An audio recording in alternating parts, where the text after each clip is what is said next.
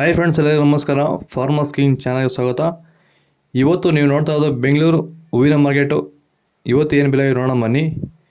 KRA flowers market ರೇಟ್ಗಳಿವೆಲ್ಲ. ನಿಮಗೆ ಇದ್ರ ಬಗ್ಗೆ ಹೆಚ್ಚಿನ ಮಾಹಿತಿ ಬೇಕಾದರೆ ಇಲ್ಲಿ ಕೆಳಗಡೆ ನಂಬರ್ ಕೊಟ್ಟಿದ್ದೀನಿ, ಪ್ಲೀಸ್ ಕರೆ ಮಾಡಿ ಹೆಚ್ಚಿನ ಮಾಹಿತಿ ತಿಳ್ಕೊಳ್ಳಿ. ಮತ್ತು